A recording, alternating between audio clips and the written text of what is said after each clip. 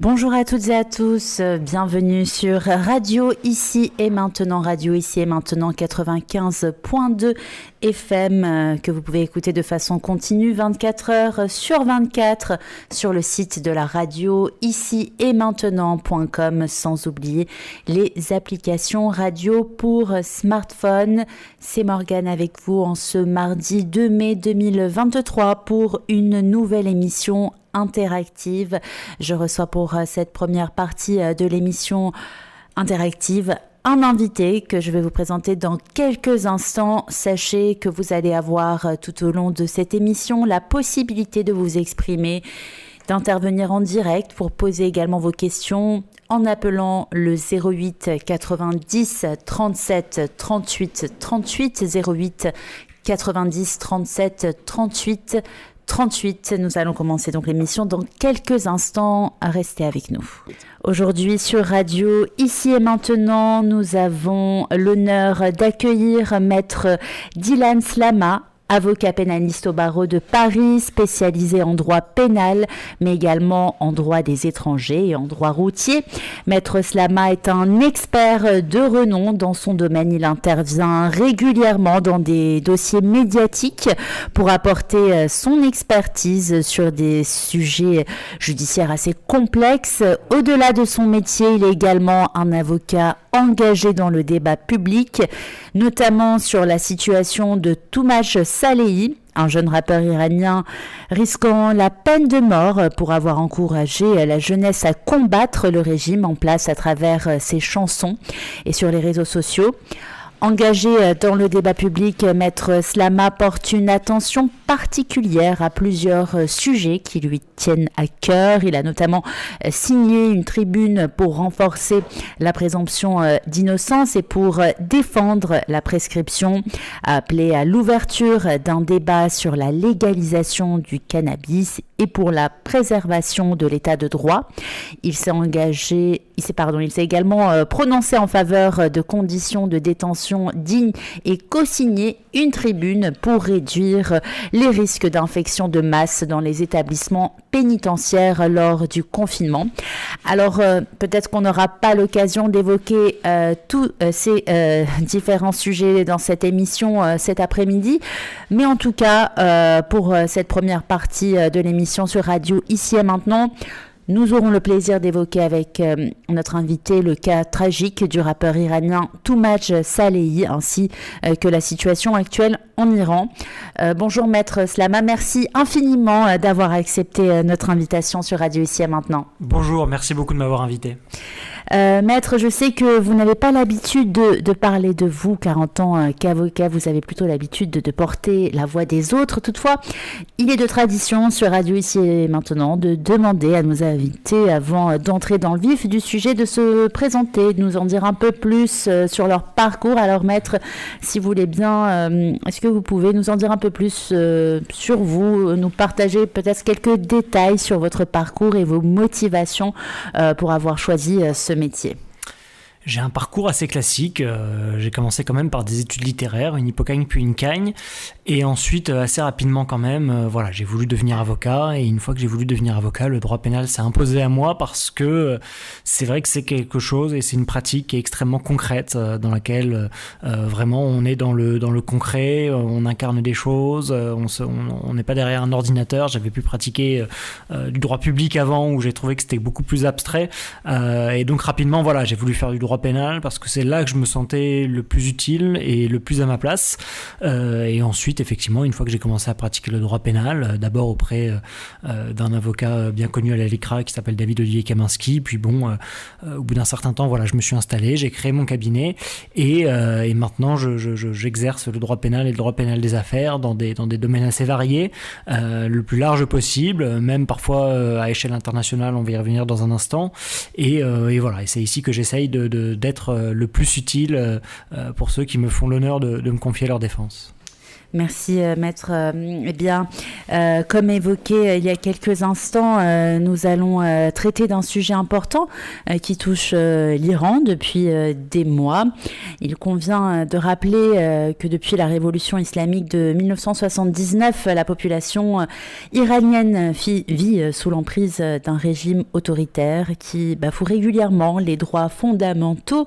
Les femmes sont particulièrement affectées par cette situation, étant considérées comme inférieures aux hommes et en vertu des textes de loi islamique. Toutefois, je souhaite quand même souligner que l'Iran a une riche histoire en tant que civilisation perse, l'une des plus anciennes au monde. Il y a 25 siècles, Cyrus lançait la première déclaration des droits de l'homme, proclamant solennellement l'égalité des droits pour tous et la liberté de culte et de croyance pour tous les individus. Ces inspirations historiques ont certainement eu, consciemment ou inconsciemment, un impact sur le désir des Iraniens aujourd'hui de retrouver un Iran libre, laïque et démocratique et de réclamer leurs droits fondamentaux, comme cela a été une tradition pour eux depuis des siècles avant l'arrivée des mollahs. En tout cas, pour rappel, le décès tragique de Mahsa Amini le 16 septembre 2022, 3 jours après son arrestation pour non-respect du code vestimentaire, a suscité un élan de colère historique en Iran. Depuis lors, la mobilisation continue et la diaspora iranienne tente par tous les moyens de porter la voix des Iraniens à travers le monde. La situation a été mise en lumière notamment grâce aux réseaux sociaux et aux médias internationaux qui ont dévoilé certains aspects du fonctionnement de la République islamique. Au cours de ces bientôt 7 derniers mois, de nombreux manifestants ont été arrêtés, torturés et même tués. 4 d'entre eux ont été exécutés. Et les personnes arrêtées risquent la peine de mort. Alors, avant de nous plonger dans le cas de Toumaj Salehi, j'aimerais savoir, maître, comment vous perceviez l'Iran, sa population, son gouvernement avant le mouvement de colère qui a suivi la mort de Mahsa Amini. Alors, je vais être tout à fait honnête, j'avais pas un lien à l'Iran qui était spécifique avant d'être saisi de ce dossier. Ça veut dire que je connaissais Marjane Satrapi, Persepolis. J'aime beaucoup le cinéma iranien que je regardais assez régulièrement, mais ça allait pas au-delà. Et donc, c'est vrai que j'avais cette vision presque cinématographique où je voyais bien que c'était un pays qui était en mutation, où je voyais bien qu'il y avait des niveaux d'éducation, j'ai presque envie de dire, voire même parfois d'alphabétisation qui était très variée, même pas d'une ville à une autre, mais parfois d'un trottoir à un autre. C'est ce qu'on voit très bien dans des films comme Une séparation, etc. Et donc c'est ce pays en mutation que j'observais de loin et avec intérêt. Donc je le disais à la fois par le cinéma et par la bande dessinée, où on voit bien que comme dans d'autres pays que je peux connaître un petit peu, Israël, la Tunisie, on a parfois une évolution qui se fait rapidement et si vous voulez quelque chose qui moi me touche beaucoup, ça veut dire un équilibre à trouver entre une histoire millénaire et assez grandiose, une culture vraiment extrêmement forte, et en même temps une envie de modernité, et justement cet équilibre entre les deux qui parfois peut virer au paradoxe lorsque l'on a, ça c'est une chose par exemple qui m'a toujours vraiment marqué en Iran, c'est la manière dont peut s'exercer la justice. Je pense à ces émissions de télévision qui a existé à un moment. Alors il y a un film qui en a été fait, mais c'est quelque chose qui a vraiment existé. Ça veut dire le fait que parfois en application, je crois, alors je suis pas un expert, mais en application de la loi coranique, jusqu'à un certain temps, la famille de la victime pouvait ou non décider d'accorder le pardon au coupable, et si jamais le pardon était accordé, eh bien la conséquence pouvait vraiment être capitale au sens propre du terme. Et en même temps, c'est vrai que ça peut paraître un petit peu ancestral ou très très traditionnel, on va dire, et en même temps on voit qu'il y a une aspérité à la modernité. On le voit avec les ponts qui sont construits, on le voit d'ailleurs avec le fait qu'aujourd'hui cette application du droit coranique n'est plus possible d'ailleurs aujourd'hui, et donc voilà, c'est pour moi un pays de paradoxe, et qui est guidé, en tout cas par la vision que j'en avais moi, guidé par l'art, qui essayait justement de faire la part des choses et de démêler les contradictions qui sont propres à cette terre et à ce peuple. Maître, en tant qu'observateur, avez-vous remarqué des signes avant-coureurs de cette montée de la contestation? Et est-ce que vous avez des commentaires sur la réponse du gouvernement à cette situation? Bien, toujours de la même manière, hein, sans être un expert, moi le signe un petit peu avant-coureur que je le voyais par le cinéma. Je pensais à ces réalisateurs qui ont été inquiétés. Je pense à ce film Taxi Téhéran pour lequel, encore une fois, le réalisateur a pu être inquiété et il y a eu des grèves de la faim qui ont été mises en place. Et ça date pas de septembre ou d'octobre dernier. C'est dans les dernières années qu'on a pu assister à des mouvements de censure ou en tout cas de contrôle du cinéma iranien. Et je vois bien et je me doutais bien, encore une fois, c'est facile de le dire après, mais que forcément, ce serait difficile de censurer un peuple qui veut sortir, qui veut. C'est pas si réducteur que ça de le dire comme ça, mais de jeunes filles qui veulent se dévoiler, qui veulent sortir, qui veulent faire des selfies. Je crois qu'il y a je ne sais plus quel journaliste franco-iranien qui avait dit que c'était un peu la révolution du selfie parce qu'on avait des jeunes qui justement voulaient se détacher les cheveux et mettre au centre de leur vie leur propre personne. Et donc ça, c'est une espèce de mouvement qu'on a vu d'ailleurs il y a à peu près 10 ans dans les printemps arabes, mais qui arrive en Iran et ça me paraissait compliqué de rester en l'état. Alors ils n'ont pas encore été au bout. Aujourd'hui, je pense que le peuple iranien fait preuve d'un immense courage parce que vous me posez la question de ce que je pensais de la réaction du régime. Aujourd'hui, alors c'est peu de choses de dire qu'elle n'est pas à la hauteur. On a un régime qui est dans la répression, qui bafoue tous les droits, liberté d'expression, liberté d'aller et venir. Il y a eu, il faut le dire, des centaines de morts, voire des milliers de morts dans une manifestation, si vous voulez. C'est quand même extrêmement grave lorsqu'on en est vraiment à ce point-là à réprimer son propre peuple. Donc moi, je pense malgré tout, et je suis assez optimiste, même si bien sûr c'est très difficile aujourd'hui pour le peuple iranien, et que bien sûr les manifestations avec une telle répression, c'est dur de tenir le même niveau, et il n'y a pas le même niveau de manifestation aujourd'hui que ce qu'il y avait au mois d'octobre ou de novembre, et ça on ne peut que le comprendre. Mais je pense malgré tout que la liberté vaincra et que ce régime-là ne peut pas durer éternellement. Donc je ne sais pas si c'est une question de mois, mais je pense que avant quelques années, les Iraniens en auront fini, je l'espère pour eux, avec ce régime. Je rappelle aux auditeurs et auditrices qui viennent tout juste de nous rejoindre qu'on est en direct sur Radio Ici et Maintenant 95.2 FM Radio Ici et Maintenant, que vous pouvez également écouter 24 heures sur 24 sur le site radioici-et-maintenant.com. Aujourd'hui, nous avons l'honneur d'accueillir Maître Dylan Slama, notre invité, et vous allez avoir la possibilité également d'intervenir pour poser vos questions, réagir en direct au 08 90 37 38 38. Donc, comme évoqué il y a quelques instants, cet après-midi, nous allons nous concentrer sur le cas de Toumaj Salehi, un rappeur iranien qui a été arrêté en octobre dernier pour avoir composé des chansons critiques à l'encontre du régime des mollahs, torturé à plusieurs reprises. Il est actuellement en isolement et risque la peine de mort.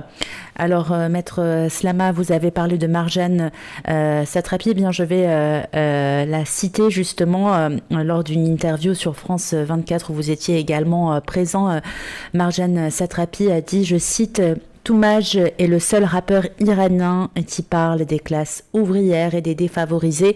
Ses textes sont politiques et très beaux. C'est un poète dont les mots n'appellent pas à la violence, mais ils appellent au réveil. Il est devenu un symbole pour tout un pays. Fin de citation. Maître Slama, vous avez annoncé être l'avocat de Toumaj Salehi, qui est donc devenu l'un des symboles de la révolte iranienne. Pouvez-vous nous expliquer d'où vous est venue l'envie, l'initiative de défendre ce rappeur iranien? Qu'est-ce qui vous a motivé à prendre en charge cette affaire?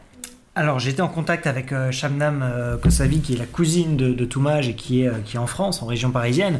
Elle m'a contacté en me disant que justement elle cherchait un avocat pour le défendre, et si vous voulez, lorsqu'on est sollicité pour défendre une telle personne, on n'hésite pas longtemps. Alors là où on hésite, c'est qu'on se dit mais que puis-je faire? On se pose forcément la question, quel est le rôle d'un avocat français? Et beaucoup de personnes m'ont posé cette question d'ailleurs, à quoi sert un avocat français pour un individu iranien poursuivi en Iran? Et je pense que justement le rôle d'un avocat français, c'est justement de faire tout ce que ne peut pas faire un avocat iranien. Vous voyez, les mots que je prononce, ils ont l'air peut-être banals, ils ont l'air peut-être d'une grande banalité, mais pourtant un avocat iranien ne pourrait pas les dire. De la même manière, j'ai déposé une plainte aux Nations Unies parce que je pense que l'Iran ne respecte pas un certain nombre des droits internationaux auxquels pourtant rattaché un certain nombre de traités qu'il a pourtant ratifiés. Un avocat iranien ne pourrait pas déposer la plainte que j'ai moi-même déposée. Donc si vous voulez, ça c'est des exemples, parler, faire un certain nombre de recours et de plaintes, ça c'est des exemples de ce que je cherche à faire à la place qui est la mienne, c'est-à-dire avocat de Toumaj en France. Et je dis en France, mais j'ai presque envie de dire un peu plus largement en Europe, parce que j'essaye aussi par le biais de l'Union européenne, par le biais d'un certain nombre d'eurodéputés avec qui je suis en contact, ou par un certain nombre d'acteurs internationaux, j'essaye de solliciter et de mobiliser le plus de monde possible au niveau des médias, au niveau des artistes, au niveau des hommes politiques, au niveau des institutionnels, voilà, et ça me paraît fondamental de faire tout cela. Donc oui, pour répondre à votre question, on n'hésite pas très longtemps lorsqu'on est sollicité pour défendre Toumaj, même si la responsabilité qui est la mienne est immense, je le sens, et c'est pour ça que je ne refuse jamais lorsqu'on me propose de venir prendre la parole pour Toumaj, parce que tout ce qui peut être fait doit être fait. C'est essentiel pour Toumaj, parce que je suis d'abord son avocat, et c'est sa vie qui est en jeu. Vous avez rappelé qu'il encourait la peine capitale, mais au-delà de Toumaj, je ne suis pas naïf, c'est le sort de l'Iran tout entier. Et aujourd'hui, on y reviendra peut-être, mais Toumaj, il incarne quelque chose en Iran, il incarne une voix, il incarne un peuple, il incarne, Marjane Satrapi l'a dit par votre entremise, il incarne des classes moyennes, voire des classes populaires. Et aujourd'hui, il est essentiel qu'on ne fasse pas taire cette voix. L'Iran, le régime iranien a réussi pendant un certain temps et actuellement à mettre un bâillon devant la bouche de Toumaj, mais justement, il est important que Toumaj, par mon entremise et par l'entremise surtout, les millions de personnes qui le soutiennent, continuent à faire entendre sa voix, qui je pense est salvatrice pour le peuple iranien. Alors vous avez en quelque sorte répondu à cette autre question que je voulais vous poser, à savoir comment on peut défendre Toumaj Salehi alors que vous êtes basé en France, justement, par rapport à cette situation qui est peut-être difficile. Vous pouvez, Maître, peut-être nous expliquer quelles sont les difficultés auxquelles vous êtes confronté dans cette affaire. Les difficultés, alors, il y en a un certain nombre. La première chose, c'est qu'il faut bien comprendre que les personnes que je sollicite, c'est-à-dire les institutionnels, ça veut dire la France, ça veut dire l'Europe, si vous voulez, ce sont des individus qui, toute la journée, reçoivent beaucoup de sollicitations. Donc ils reçoivent la mienne, mais ils reçoivent un certain nombre d'autres sollicitations pour d'autres causes et d'autres personnalités, dont je ne dis pas d'ailleurs qu'elles sont moins importantes, mais à un moment, je suis là, et c'est aussi mon rôle, de venir dire et d'essayer de les convaincre que ce qui se passe en Iran et que la situation de Toumaj est particulièrement importante. Et c'est très compliqué parce que eux ne peuvent pas passer leur journée, et je le comprends aussi, à prendre position pour les uns et pour les autres, sinon ça perdrait même de son importance. Il faut que leur voix reste rare pour être forte. Mais justement, mon rôle, il est d'essayer de dire aux uns et aux autres pourquoi est-ce que ce qui se passe est essentiel et pourquoi leur voix compte. Parce qu'un certain nombre de personnes parfois peuvent me répondre « Oui, mais est-ce que ça changerait quelque chose si je prenais la parole? Est-ce que si je fais un communiqué, ça changerait la moindre chose ?» Oui, ça change tout, parce que je pense que l'Iran est attentif à sa réputation, est attentif à ce qui se passe. L'Iran, d'ailleurs, pour faire un petit peu de géopolitique, je pense que ce qu'il a mené ici, c'est aussi quand même la fin des sanctions. Ce qui a mené à cette révolution, c'est aussi la fin des sanctions, le début des sanctions qu'a réactivé Donald Trump dans le cadre de l'accord sur le nucléaire iranien. Et tout ça est intrinsèquement lié. Ça veut dire qu'on ne peut pas considérer qu'il n'y ait pas de lien entre les décisions politiques, je parlais de celles de M. Trump, et les décisions qui sont celles qui se prennent aujourd'hui à la tête du régime iranien. Donc si jamais le régime iranien souhaite un jour revenir dans le concert des nations, et d'après moi il faut que le régime iranien et que l'Iran en tout cas revienne dans le concert des nations et ait sa voix, eh bien il faut qu'il gagne en respectabilité, et pour qu'il gagne en respectabilité, il faut qu'il commence par respecter son peuple. Et je pense que justement la pression internationale, la pression médiatique peut avoir un rôle très important pour maintenir une certaine pression sur l'Iran et sur le régime iranien, et ça passerait bien sûr notamment par la mise en liberté de Toumaj. Maître, nous allons faire une petite pause musicale et on se retrouve dans quelques instants. Et justement, on va faire une pause musicale en écoutant l'un des morceaux de Toumaj Salehi, jeune rappeur iranien arrêté et risquant la peine de mort. Et nous sommes en compagnie cet après-midi sur Radio Ici et Maintenant de son avocat, Maître Dylan Slama. On se retrouve dans quelques instants. À tout de suite. Nous continuons l'émission. C'était un morceau du rappeur iranien Toumaj Salehi. Alors malheureusement, je n'ai pas pu forcément vous faire la traduction de ce morceau, mais en effet, les paroles sont assez puissantes et très critiques envers le régime actuel de l'Iran, en soutien avec la population opprimée depuis plusieurs décennies par ce gouvernement. En tout cas, pour les personnes intéressées, vous pouvez retrouver les paroles ainsi que leur signification sur Internet.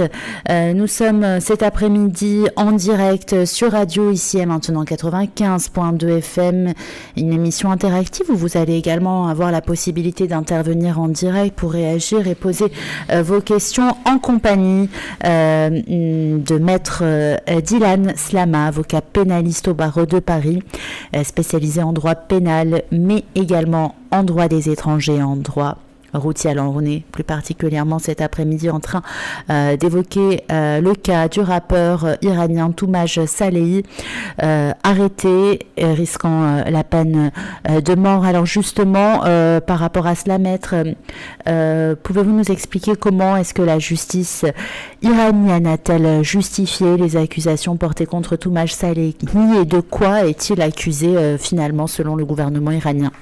Alors, il y a plusieurs choses. La première chose, c'est d'abord qu'on lui reproche quand même un certain nombre de chefs d'inculpation, dont par exemple des infractions qui peuvent paraître ubuesques à ceux qui nous écoutent. Je pense par exemple à l'infraction et au crime de corruption sur terre, ce qui peut paraître étrange. On est encore vraiment dans des infractions qui ne sont pas laïques, loin de là, et qui ont une dimension extrêmement religieuse.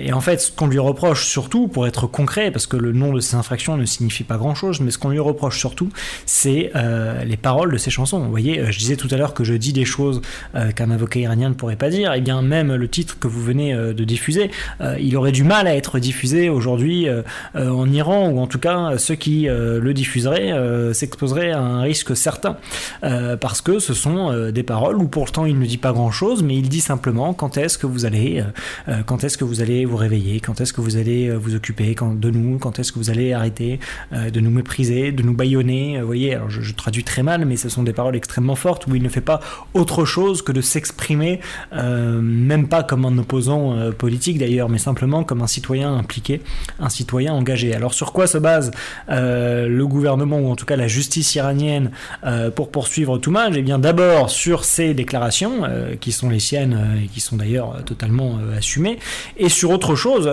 que je regrette et vraiment qui est fondamental, c'est que il y a des aveux de Toumaj, mais alors des aveux d'abord qui ne correspondent pas à grand chose, puisqu'encore une fois ces chansons il les assume, mais surtout des aveux dont on s'interroge beaucoup sur la manière dont ils ont été extorqués. C'est bien le mot d'extorquer que j'emploie, parce que on a de bonnes raisons de penser que Toumaj est malheureusement aujourd'hui quelqu'un qui est torturé et quelqu'un qui est enfermé. Lorsque je dis torturé, c'est pas seulement sur le plan psychologique. Moi je crains beaucoup pour la santé de Toumaj, pour sa santé physique. C'est quelqu'un qui est fort, c'est quelqu'un qui est solide, mais c'est quand même quelque chose d'extrêmement difficile sur le plan humain, physique et physiologique qu'il vit.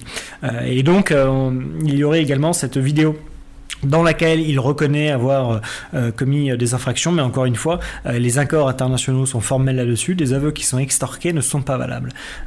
Donc voilà comment se base un petit peu la justice iranienne, qui porte très mal son nom pour poursuivre Toumaj. Donc nous sommes dans l'attente d'un éventuel procès, et c'est ça aussi ça qui est effrayant, c'est qu'on ne sait pas quand est-ce qu'il aura lieu, on a très peu d'informations là-dessus, et c'est pour ça que tout ce que l'on peut faire, on doit le faire aujourd'hui. Il y a une espèce de compte à rebours que nous ne connaissons pas.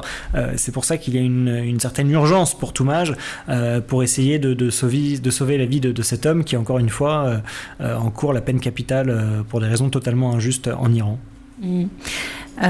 Vous parlez du fait que le régime aurait extorqué des aveux de Toumaj Salehi. Alors ce n'est pas la première fois. Il y a eu un autre exemple aussi dans les informations qui ont également été médiatisées à l'international, le cas de ces jeunes filles qui dansaient la tête dévoilée, qui ont dû également faire une vidéo pour s'excuser. Malheureusement, voilà, les techniques de torture et les pressions que subissent ces personnes sont sans doute assez graves et qui font que voilà, ces personnes sont contraintes de faire de faux aveux.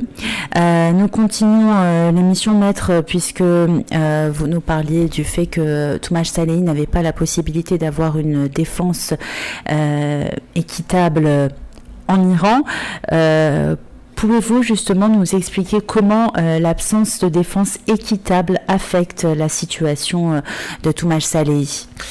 C'est très compliqué parce qu'en fait, comme je vous le disais, un avocat iranien, il n'a pas du tout les mêmes les mêmes droits qu'un avocat français. Encore une fois, chacun dans ses dossiers. L'avocat iranien ne peut pas rencontrer forcément librement son client. Il ne peut pas s'assurer que ses droits, et notamment le droit au respect de son intégrité physique, sont respectés. Encore une fois, on n'a pas d'idée et de date pour savoir quand est-ce que le procès aura lieu. Donc, si vous voulez, il y a une préparation du procès qui est extrêmement difficile, à supposer d'ailleurs que tout ne soit pas joué d'avance, parce que ce qu'on peut craindre également dans ce genre de régime, c'est que tout soit joué d'avance. Vous voyez, je connais pas les chiffres iraniens, je sais par exemple qu'au Japon, le taux de condamnation des individus, il est, je crois, de 99,7%. Donc bon, à quoi sert un procès lorsqu'on sait qu'on a 99,7% de chances d'être condamné?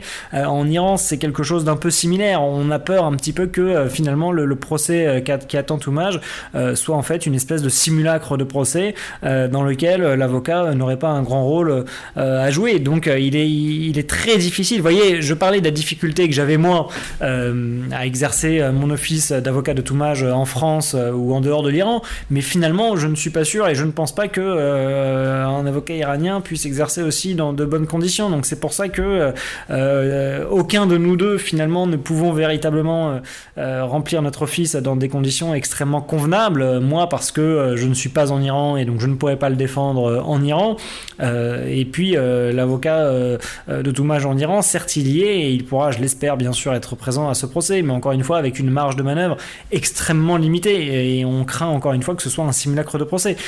Donc tout ça est très difficile et c'est pour ça que j'en appelle à toutes les bonnes énergies, aux médias, aux journalistes, aux artistes, aux institutionnels, aux politiques, pour que vraiment ils nous aident à faire entendre la voix de Toumaj pour faire plier le régime iranien. Maître, savez-vous ce que risquent les avocats, vos confrères en Iran, qui défendraient justement les personnes comme Toumaj et les personnes qui ont participé à la révolte ou révolution iranienne? Alors, si vous voulez, il m'est difficile pour moi de parler de ça parce que je vais en plus dire les choses assez franchement. Moi, je crains même si je parle, par exemple, de la situation d'un avocat. Je veux pas. Vous voyez, je suis à un point où j'ai même pas envie de les mettre en difficulté. Et si je m'exprime trop, ça pourrait les mettre en difficulté. Donc, je veux pas parler d'eux directement. Ce que je sais, c'est que un avocat, oui, c'est aussi une profession qui est dangereuse quand on est en Iran. Avocat en général, c'est à ça qu'en général on reconnaît le degré de progrès d'une démocratie. C'est lorsqu'une démocratie, ou en tout cas lorsqu'un peuple, lorsqu'un régime s'en prend à un avocat, et oui, c'est extrêmement dangereux parce qu'en s'en prenant aux avocats, on s'en prend à la démocratie, on s'en prend à la séparation des pouvoirs et à l'institution judiciaire. Et aujourd'hui, être avocat en Iran, c'est quelque chose qui est dangereux, comme il y a eu des avocats qui ont été en Turquie, il y a des avocats qui peuvent être arrêtés en Iran bien sûr, et justement c'est quelque chose de dangereux. Donc moi je veux pas parler trop précisément de leur situation encore une fois pour ne pas mettre quiconque en danger, mais ce que je peux dire évidemment c'est que il est difficile d'exercer son office dans de bonnes conditions lorsqu'on est un avocat iranien, parce que justement ce que fait un avocat normalement c'est parler, se plaindre, s'indigner, mais encore une fois un avocat iranien qui le ferait pourrait éventuellement lui-même tomber sous le coup de la loi. Donc tout ça est très compliqué et je profite d'ailleurs de votre antenne pour exprimer mon soutien et surtout mon admiration à mes confrères iraniens qui font montre dans ce qui se passe en ce moment dans ce pays d'un courage absolument sans faille. Alors, nous allons prendre des appels d'auditeurs aussi d'ici quelques instants. J'ai déjà une question d'une auditrice sur le compte Instagram, donc radio.ici et maintenant, pour poser vos questions. Et également le 08 90 37 38 38. Vous pouvez intervenir, réagir en appelant le numéro du standard. Et donc la question de l'auditrice Pamela, je cite: cher maître, est-ce que vous êtes prêt à aller en Iran? Bien sûr, si l'ambassade vous donne votre visa. Avez-vous peur de votre sécurité? Alors, c'est une bonne question, et je vais vous dire, c'est une question que je me suis posée. Très rapidement, je me suis posé la question: est-ce que je n'irai pas en Iran pour essayer de voir justement sur place ce qui peut être fait et de moi-même témoigner? Alors, il y a plusieurs enjeux. D'abord, oui, il y a des enjeux de sécurité. Je me suis dit, est-ce qu'il n'est pas dangereux d'y aller? Mais il faudrait que j'ai le visa. Le premier enjeu, effectivement, c'est avoir le visa, ce qui n'est pas évident. Le deuxième enjeu, c'est de voir est-ce que c'est pas quelque chose qui me mettrait vraiment dans des conditions de danger extrêmement fortes. On sait d'ailleurs qu'en Iran, actuellement, il y a plusieurs Français qui sont retenus, qui ne sont pas avocats, mais il y a des Français, touristes ou autres, qui sont retenus en Iran dans des conditions dont on ignore à peu près tout aujourd'hui. Et le troisième enjeu, c'est bien sûr celui de l'utilité. Est-ce que j'y aurai ma place? Est-ce que je pourrais faire quelque chose? Et le quatrième enjeu, et c'est en fait le plus important, et c'est d'ailleurs pour ça que j'ai pour l'instant renoncé à aller en Iran. Le quatrième enjeu, c'est le suivant, c'est est-ce que je ne risquerais pas de mettre en danger Toumaj ou des proches de Toumaj? Parce qu'encore une fois, je le redis, les proches de Toumaj, si jamais justement ils peuvent être en lien avec des personnes à l'étranger, notamment un avocat, etc. Moi, je ne veux pas mettre des bâtons dans les roues de quiconque, et d'ailleurs c'est pour ça que je ne suis pas en lien avec des personnes proches de Toumaj, parce que je ne veux pas les mettre en danger. Et si vous voulez, c'est pour dire à quel point les choses sont menacées là-bas. C'est que ma propre personne peut être radioactive pour les personnes que je serai amené à fréquenter. Et c'est pour ça que je ne veux mettre personne en danger, et je ne veux pas qu'on puisse reprocher à quiconque en Iran de m'avoir fréquenté, encore une fois, un avocat étranger qui pourrait travailler avec ce qu'eux appellent l'ennemi, etc. Donc je ne veux pas mettre quiconque en situation délicate, et c'est pour ça aujourd'hui que j'ai renoncé pour l'instant à m'y rendre. J'espère pouvoir m'y rendre le plus rapidement possible, mais à un moment où cela sera possible, d'abord en obtenant un visa, mais surtout un moment où ma présence là-bas ne mettra personne, ni moi-même, ni d'ailleurs personne là-bas, dans des conditions de danger, et je me pense aujourd'hui plus utile à l'extérieur qu'à l'intérieur. Maître, comment vous faites pour avancer et collecter des informations dans cette affaire? Vous avez parlé des proches de Toumaj, alors j'imagine que la communication doit être compliquée et difficile par mesure de sécurité, pour des questions de sécurité. Alors finalement, on évoquer les difficultés que vous pouvez rencontrer dans le cas de Toumaj Salehi, mais est-ce que vous pouvez nous dire tout de même comment vous faites pour avancer afin d'avoir des éléments, des informations sur le sort de Toumaj Salehi? Eh bien, je suis en lien constant, vraiment quasi quotidien, avec la cousine de Toumaj. Voilà, et elle me donne les informations qu'elle peut avoir. Maintenant, oui, vous avez raison, il est difficile d'avoir des informations qui soient fiables. Et lorsqu'on a des informations, souvent, on essaye de les recouper, etc. Moi, j'essaye également, avec un certain nombre d'institutionnels, d'avoir le plus d'informations possible.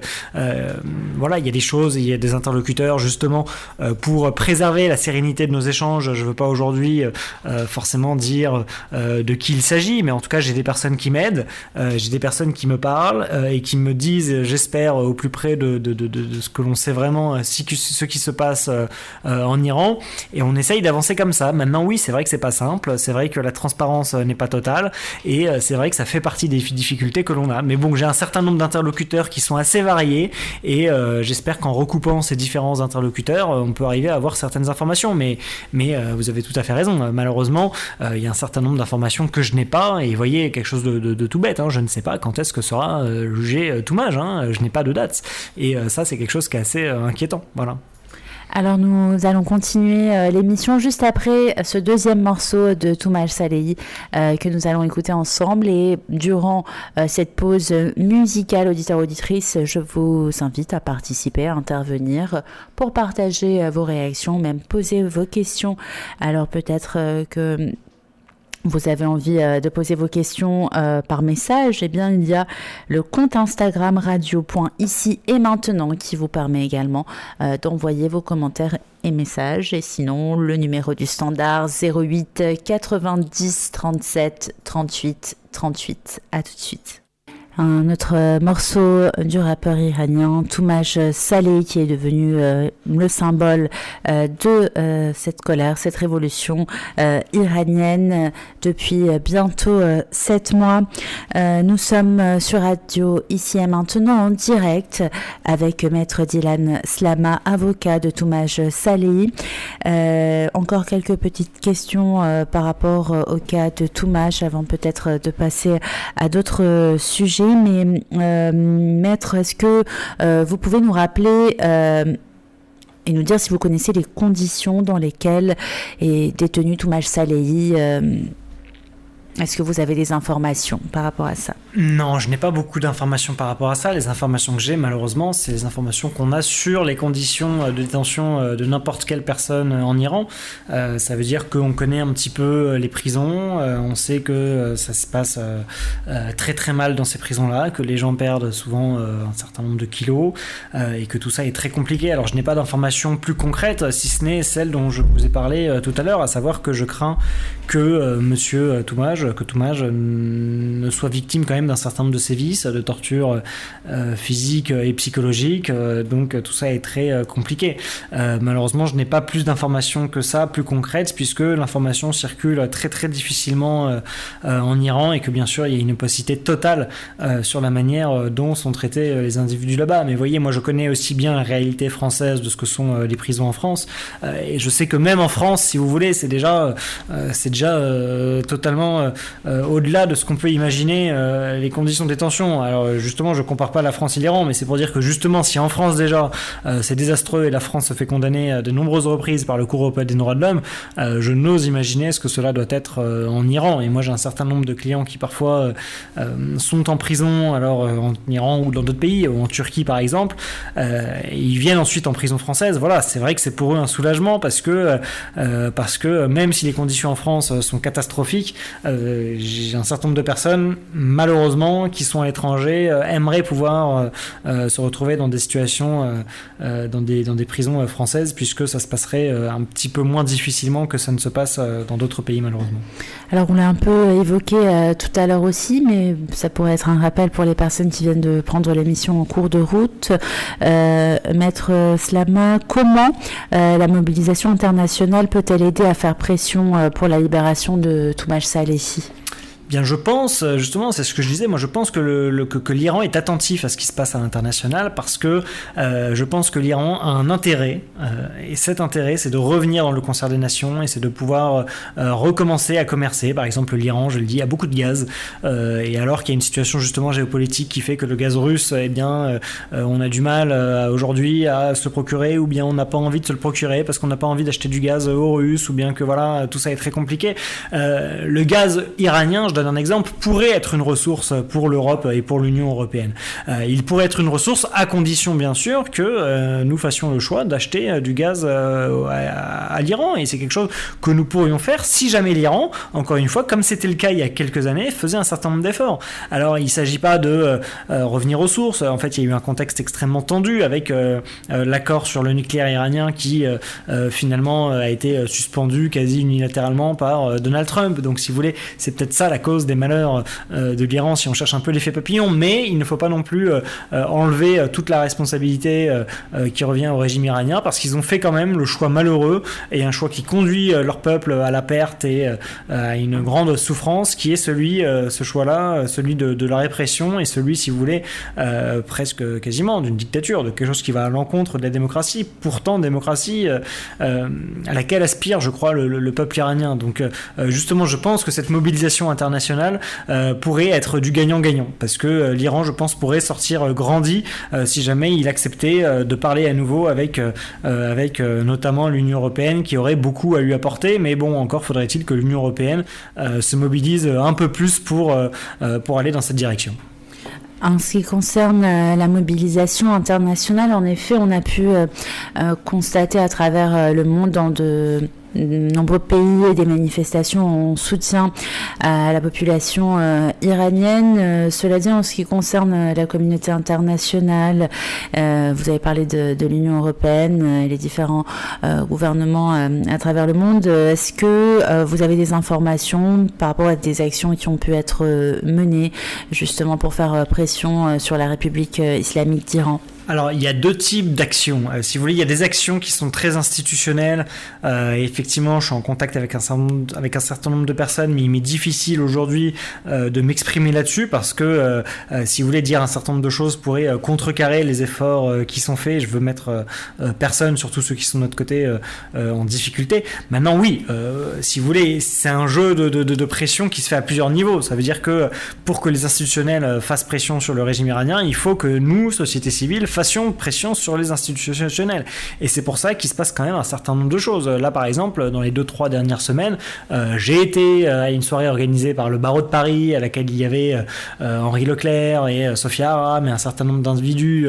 Et c'était une soirée sous le signe de ce qui se passe actuellement en Iran. J'ai été également, il y a une dizaine de jours, au Théâtre du Châtelet, où une soirée en l'honneur de Toumaj a été rendue, a été faite. C'était une soirée culturelle, où il y avait un certain nombre d'artistes, de chanteurs, de musiciens, de danseurs, et bien sûr c'était une soirée pour l'Iran et spécialement dédiée à Toumaj. Voilà, il y a des manifestations qui ont lieu quand même assez fréquemment pour soutenir ce qui se passe en Iran. Il y a tout un tas d'actions qui sont faites et je trouve ça merveilleux. Je trouve ça merveilleux parce que ces actions, je pense que d'une manière ou d'une autre, elles ne sont pas inutiles. Alors d'abord, ça fait du bien, je pense, à un certain nombre de personnes, je pense à la communauté iranienne, mais pas seulement, de pouvoir s'exprimer, mais au-delà de ça, ça permet, je pense, de rassembler beaucoup de gens autour de valeurs qui sont positives. Je pense à des choses qui peuvent fédérer de la joie, de la bonne humeur, encore une fois, de la danse, de l'art, de la fête. Ça, c'est la première chose. Et deuxièmement, je pense que ce bruit-là n'est pas inutile parce que je pense qu'il arrive d'une manière ou d'une autre en Iran. Et je pense que d'une manière ou d'une autre, le peuple iranien, les femmes iraniennes, les détenus iraniens non pas sont branchés forcément en direct avec ce qui se passe, mais par le biais d'un certain nombre d'événements culturels qui ont lieu, par le biais également de la BBC perse à laquelle je suis intervenu, entend ce qui se passe à l'international, et je pense que pour eux, c'est une énorme respiration que de savoir qu'ils ne sont pas seuls et qu'ils sont soutenus, et ils ont besoin de toute notre force, ils ont besoin de toute notre énergie. On ne peut pas faire grand chose, mais ce qu'on peut faire, justement, faisons-le, parce que je pense que on ne le fait pas totalement en vain. Alors voilà, par rapport à cette première partie sur Radio Ici et Maintenant, auditeurs, auditrices, nous avons pu échanger avec notre invité, maître Dylan Slama, du cas du rappeur iranien Toumaj Salehi, un jeune rappeur iranien donc risquant la peine de mort pour avoir encouragé la jeunesse à combattre le régime en place à travers ses chansons et sur les réseaux sociaux. Donc si vous avez un peu de temps, maître, peut-être on pourra aborder d'autres thématiques, d'autres sujets, et je pense que voilà, par rapport aux autres combats que vous menez, qui sont voilà, que j'ai cités précédemment, qu'on va rappeler dans quelques instants, les auditeurs et auditrices de la radio ont sûrement des questions à vous poser. Je vais également vérifier aussi les messages que nous avons reçus. C'est pourquoi voilà, il est nécessaire de faire une petite pause musicale. Avant de passer à un autre sujet, maître, est-ce que vous avez envie de rajouter autre chose par rapport à la situation en Iran et le cas de Toumaj Salehi? Non, peut-être juste redire encore une fois que voilà, je ne désespère pas, mais c'est vrai qu'il y a une certaine urgence. Donc si certaines personnes d'ailleurs qui nous écoutent ont des relais, ont des idées, ont des contacts, voilà, ils peuvent me contacter encore une fois sur Instagram notamment, Dylan Slama Avocat, mais maître Dylan Slama Avocat, ou bien sur les réseaux sociaux, je suis à peu près partout, Twitter, etc. Donc s'il y a des personnes qui m'entendent et qui ont des idées, des contacts ou des choses qui sont en train de se faire ou qui peuvent se faire pour Toumaj, qu'ils n'hésitent pas, parce qu'on prend vraiment toutes les bonnes volontés et il y a beaucoup de choses à faire, on fait beaucoup de choses, mais je pense qu'il faut faire encore plus, encore mieux et encore plus vite. Voilà, merci beaucoup. Merci à vous. Je rappelle le numéro du standard. Vous pouvez maintenant intervenir pour échanger avec maître Dylan Slama sur Radio Ici et Maintenant. Nous allons évoquer d'autres thématiques dans quelques instants, mais on attend vos réactions et interventions au 08 90 37 38 38, je répète, 08 90 37 38 38. À tout de suite.